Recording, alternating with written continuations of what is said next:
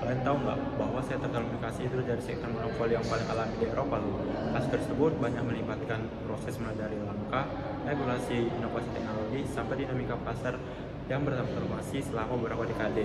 Nah, pembahasan itu berkaitan dengan digital market evolution yang akan kita bahas dimulai dari telekomunikasi sebagai monopoli alamiah, demonopolisasi peralatan pengguna, demonopolisasi operasi jaringan seluler, demonopolisasi seluruh penyelenggara telekomunikasi, dan terakhir domestik dan operator jaringan virtual.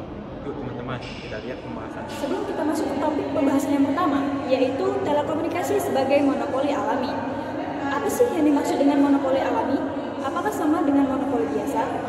Monopoli alami terjadi karena karakteristik alami industri, sedangkan monopoli biasa terjadi karena tindakan manusia. Monopoli alami dapat memiliki dampak positif dan dampak negatif, sedangkan monopoli biasa umumnya memiliki dampak negatif. Dan dalam hal ini, pemerintah memainkan peran penting dalam mengatur monopoli alami dan mencegah monopoli biasa untuk melindungi konsumen dan memastikan pasar yang kompetitif. Dalam penjelasan tersebut, kita dapat mengambil kesimpulan bahwa monopoli alami dengan monopoli biasa adalah dua hal yang berbeda.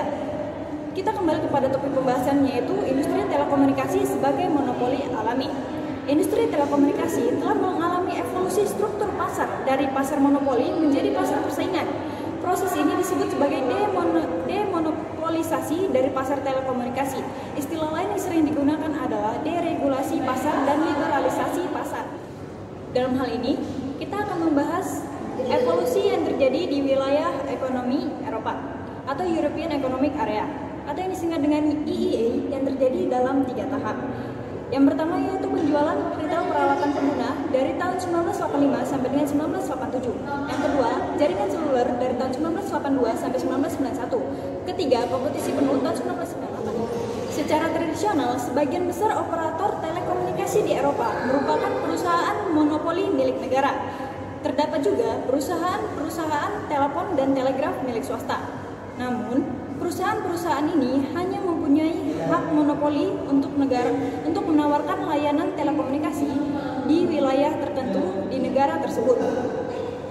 Sehingga terdapat dua argumen mengapa terjadi monopoli alami di Eropa. Dua argumen tersebut yaitu yang pertama, biaya infrastruktur yang tinggi, dan yang kedua yaitu teknologi jaringan yang lemah.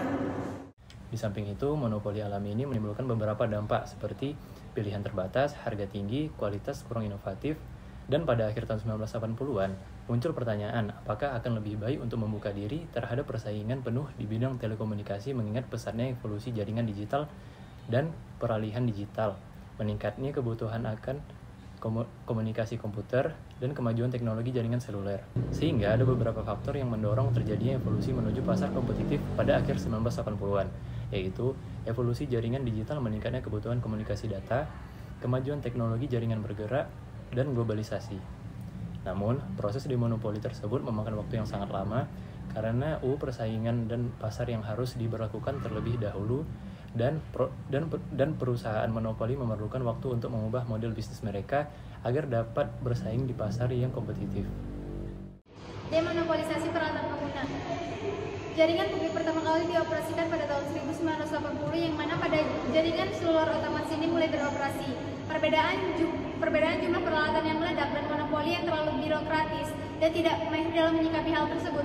Maka pada tahun 1985 pihak berwenang membuka penjualan peralatan untuk persaingan bebas, namun hal itu harus disetujui oleh operator telekomunikasi sebelum dihubungkannya perangkat baru ke jaringan guna untuk memastikan bahwa peralatan tersebut memenuhi standar kinerja internasional dan nasional.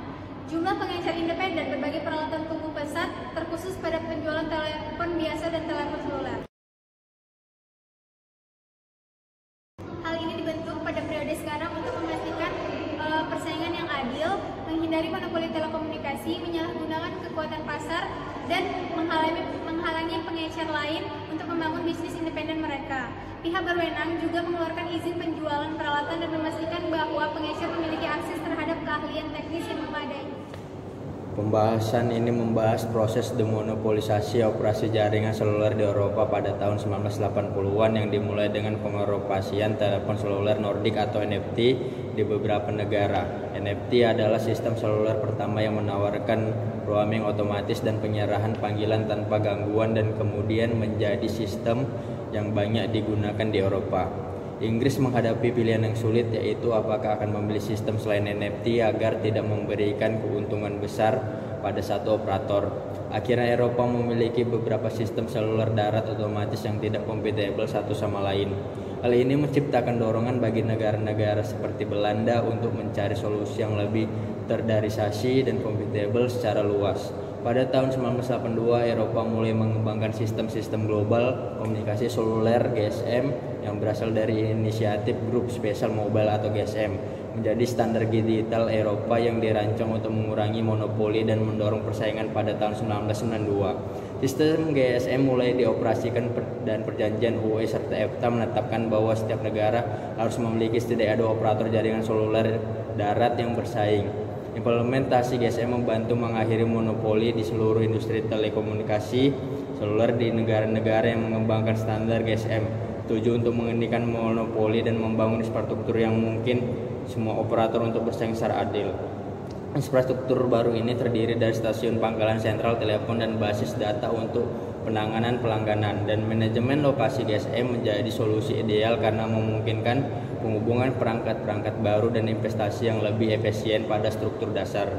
Meskipun demikian, operator seluler monopoli masih dapat menyewakan saluran mereka kepada operator lain dengan harga yang sama dengan yang dikenakan kepada anak perusahaan mereka sendiri. Dengan adanya 2 operator yang bersaingan, konsumen mulai tahun 1992 dapat memilih penyediaan layanan telekomunikasi seluler. Selain itu, perusahaan seluler dapat mendirikan anak perusahaan di negara lain, meningkatkan pasar potensial, dan mereka memperkuat nilai finansial mereka. Beberapa perusahaan telekomunikasi seluler berkembang pesat menjadi konglomerat internasional besar. Yaitu demonopolisasi seluruh penyelenggaraan telekomunikasi pada tahun 1998. UA membuka semua aspek telekomunikasi untuk kompetisi penuh.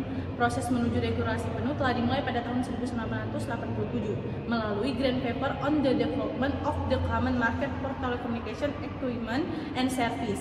Salah satu persyaratan penting dan langkah pertama menuju deregulasi penuh adalah negara-negara tersebut memisahkan operator telekomunikasi dari pembuatan kebijakan telekomunikasi. Sebelumnya, operator telekomunikasi memiliki kedua peran tersebut. Perlu dicatat bahwa pada tahun 1998, layanan telepon tetap masih dianggap sebagai bisnis terpenting dalam industri telekomunikasi. Meskipun layanan telepon seluler dan data berkembang pesat, namun internet telah ada selama beberapa tahun sebagai jaringan independen yang tidak dimiliki oleh siapapun.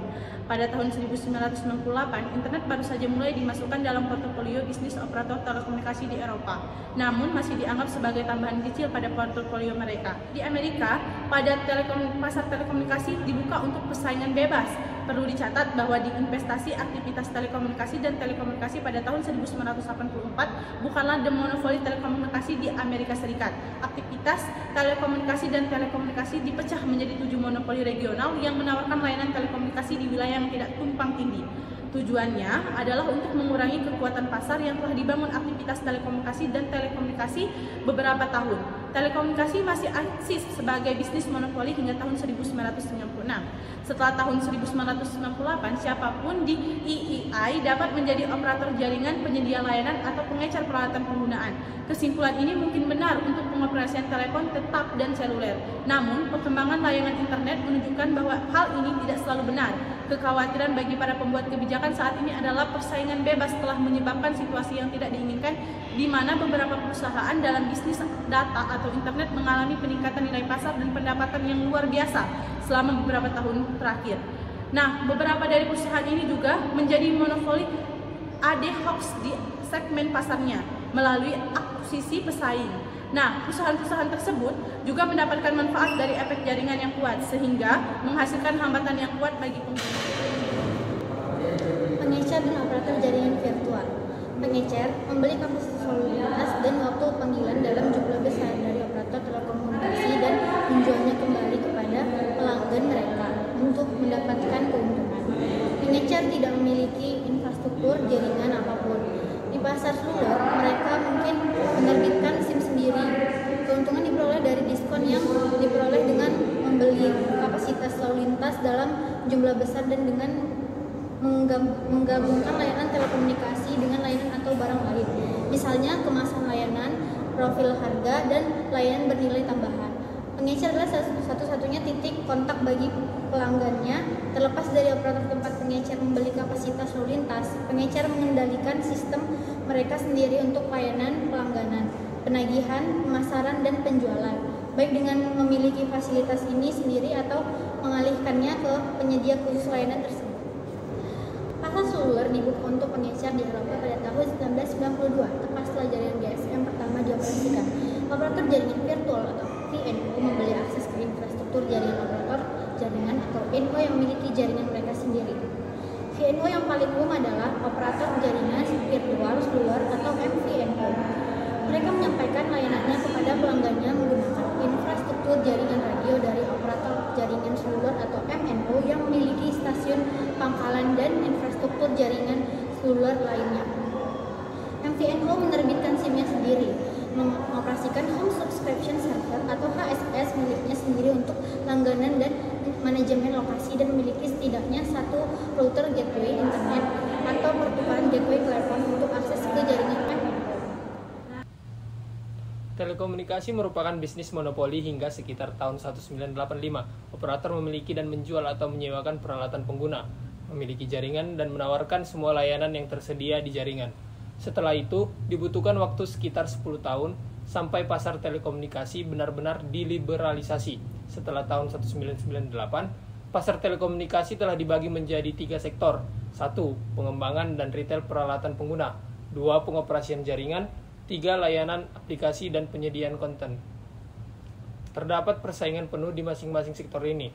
Namun, operasi jaringan tunduk pada peraturan tertentu untuk memastikan interoperabilitas antara pelanggan yang berlangganan jaringan yang berbeda. Biaya untuk membangun dan mengoperasikan jaringan telekomunikasi sangat mahal.